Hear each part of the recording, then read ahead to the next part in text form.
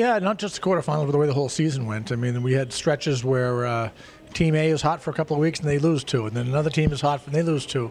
And so to have 11 games in the quarterfinals, which had only happened once before, and I think 7 of them were one-goal games, gives you an idea what kind of year it's been. The other thing, I think when you see a number 8 beats a number 1 and people aren't really shocked by it, that tells you something too. So I expect it to carry over, and what that means is we like to see three one-goal games and short overtimes if they have overtime.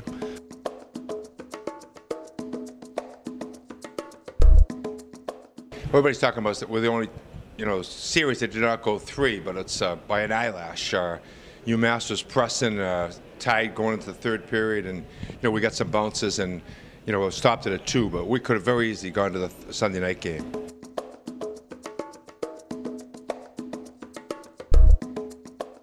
Well, Vermont's beaten us 2 out of 3 times, so we've gone back and look at those tapes, but they're different at that point, October, November. We're different. So we've seen some other tapes of Vermont, and you have to give the Catamounts an unbelievable amount of credit to go into Durham and win games like that. So they're a very strong club, excellent goaltender who's hot right now, and some outstanding defensemen. So they pose a lot of problems for us.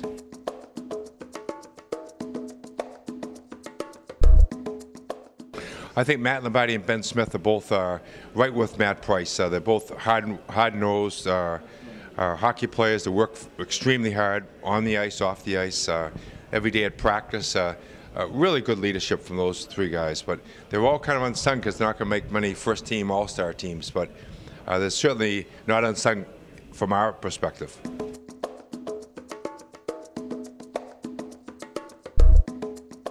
Yeah, they played great. I thought we played really well 2 out of 3 games. They played well in all 3 games.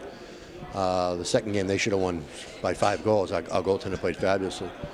But in general, our best night was our third night, which was nice, and it was really it was a tongue war. I mean, it was real physical, and it was close all the way every game. And we were fortunate to get by them, and we knew it was going to be a challenge because they're so good as a team, and the way they play us gives us a different challenge. So it was different than any other team we see this year, the way they play. So. You have to make adjustments that we're not used to making. So it was, we're fortunate to be through it, and we're happy to be here.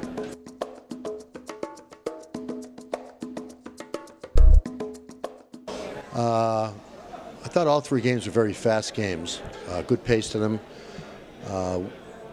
not a lot of penalties.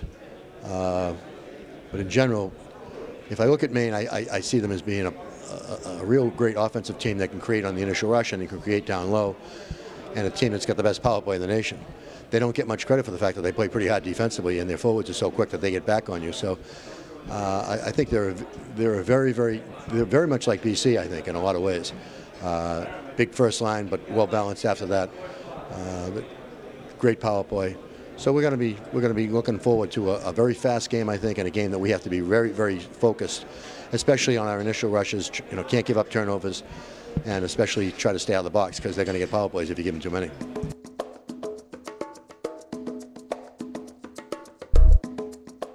I think probably the 2 most unsung heroes of the team are Eric Greiber and Joe Pereira. They don't get a lot of ink, Greiber, because he plays with all the other offensive-minded, great defensemen that get a lot of stats on the board. Eric doesn't. But he might be our most valuable player. He's played great the first semester when not a lot of other guys didn't, and he certainly has given us a great senior year. Joe Pereira is a real spark plug for us. He does a lot of things. He could play on the first line. He can play on the fourth line. He kills a penalty. He can play on a power play. He's a very versatile guy, and we're very, very happy to have him have what I think is his best year so far.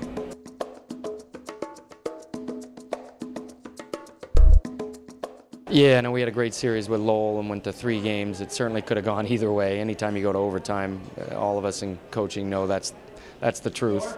A bounce here or there, and the matchup could have been much different this weekend. So we're fortunate to advance. It was a great, hard-fought series with Lowell. I have great respect for their team and understand that we're lucky to be here.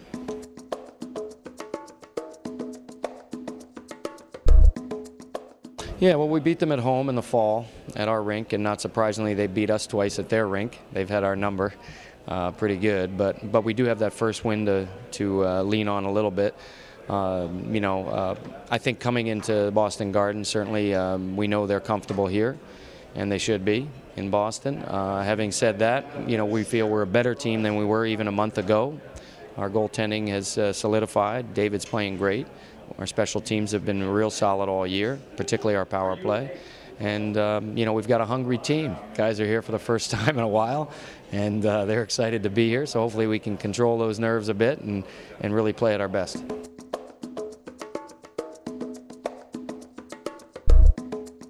I think for us this year, our seniors have really been the unsung heroes. None have a letter on their shirt, but they've all contributed in big ways. I mean, Dave Wilson, the perseverance to stay with it this year with limited ice time and to rise up and really be our best player. I thought he and Carter Hutton were the two best players on the ice all 3 games in that series, and that says a lot for David's perseverance and talent. And then we have 3 other seniors, Dave DeCastroza, Kevin Swallow, and Brett Carrier, and all have fought through some serious injuries to really become important players on our team and real leaders by example, and I'm real proud of them.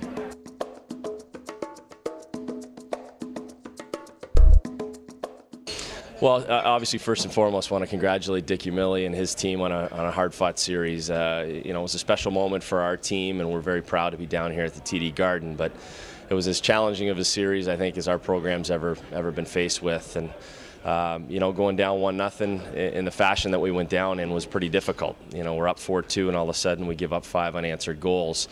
Really rattled our guys after the game, and I give a lot of credit to our seniors, a lot of credit to our captains for stabilizing our team and getting them refocused on what we needed to do to be successful for the rest of the series. And I think it just, from the net out, a lot of mental toughness is the way I would describe our team. I mean, we certainly played better defensively and offensively in the games 2 and 3. But really, I think our mental toughness was at its peak, and that's the reason why we're down at the TD Garden.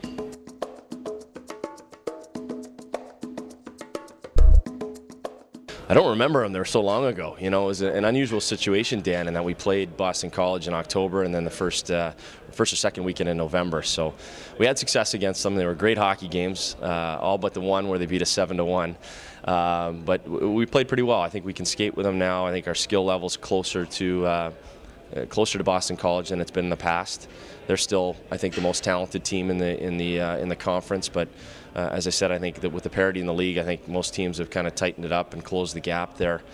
But we can't really refer to those games too much because they're so far away. I just remember, after playing those games, looking at their lineup, thinking, wow, they have a lot of freshmen that are going to be fantastic second half. And Jerry's done a great job with them. They've matured. The reason why they're having success now is because they have experience back on the blue line. Despite them being freshmen, they're no longer playing like freshmen. So I think they're a great team. They're obviously the team to beat right now. We have another huge challenge, but yet a great opportunity in front of us.